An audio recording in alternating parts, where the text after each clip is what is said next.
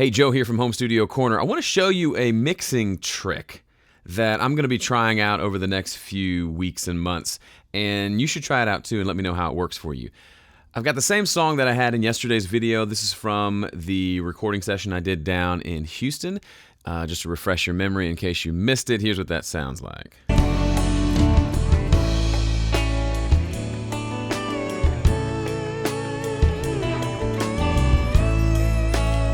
So it's not mixed, it's got a little bit of a mix on it that I was able to work up while we were taking breaks. I would kind of sort of roughly mix the songs so I would have something for them to have at the end of the session.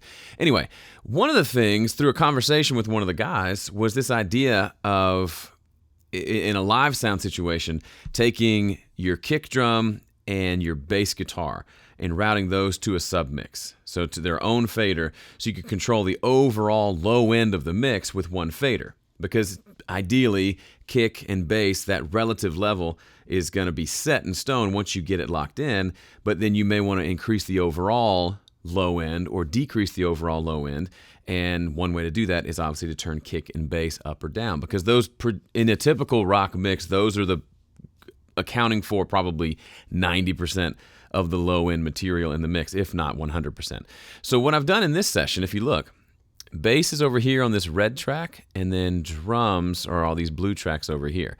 Instead of routing the kick drum to my drums bus, which is what I normally do, I've got, it's two kick drums actually, so kick 1 and 2 are routed to a kick bus, and then I've routed that to a bus called lows, and then I've routed the bass to a bus called lows, which shows up over here. So now all my low end in my mix is here. So if I mute this and hit play, or I'll just pull the fader down, take a listen.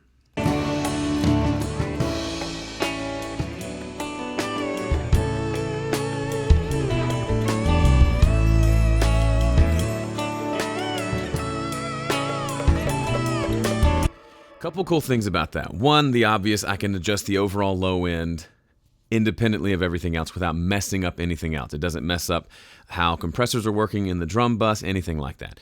Number two, I can actually put my own processing on this bus. I don't know if this is a final thing, but when I was in the studio just doing rough mixes, I threw a little bit of EQ and then an LA2A compressor. So if you look at the meter there, it's hitting with the kick drum, which is gonna make essentially the bass drop down in volume too. So a little ducking going on with that joint compressor, but it's just a little bit of compression there. I can still compress each individually if I want to, but that gave me a pretty sweet sound right out of the gate.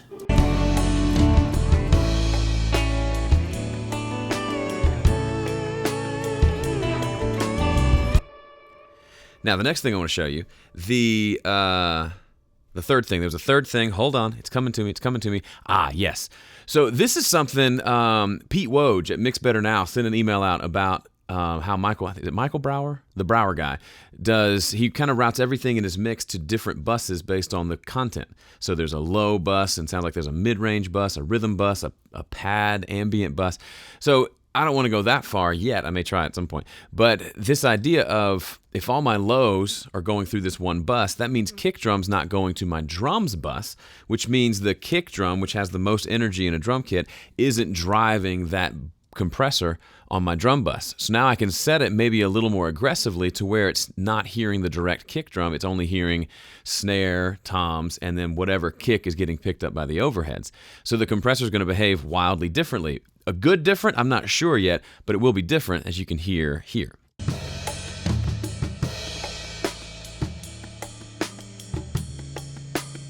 So you don't have as much pumping. So if you're having a problem with pumping because the kick drum is triggering the compressor too much, separate that sucker out, send it to its own bus so it's not even touching the drum bus compressor. Now, are there problems with this? Yeah, probably. I can already think of, maybe I like the sound of the kick drum hitting the drum bus. That's how I've done it forever. So I may not like this approach, but I think it's worth trying, especially having independent control of the low end. Because let's be real, low end is probably the biggest struggle when mixing, especially starting out. You either don't have enough and everything sounds harsh, or you have too much and everything sounds boomy. Here's a nice way to adjust the overall low end with one single fader. Now, I think you should try this, and you should leave comments and let me know how it works for you. Also, you should work this into your process. If you don't have a process, like if I said, hey, how do you mix a song? And you can't say, I do these things. This is my process. This is kind of the the road that I take every time I mix a song, then there's a good chance you're doing a lot of random stuff and you're probably not seeing a lot of improvement. That's why I really recommend you check out my 5-step mix guide. It's a free PDF, 7 pages. You can read it in a few minutes, and it will help you establish a process that you can apply to every mix. It doesn't mean it's not a step-by-step in the sense of, first I EQ the drums like this. It's not that. It's an overall process that you could plug any style of music, any genre, any number of tracks into, and it'll help keep you moving along the path of the mix, so your mix doesn't take 4 months, it might take you 4 hours. So go to 5stepmix.com and check that out. It's completely free, and I think you'll get a ton out of it. All right, without further ado, see you later. Bye.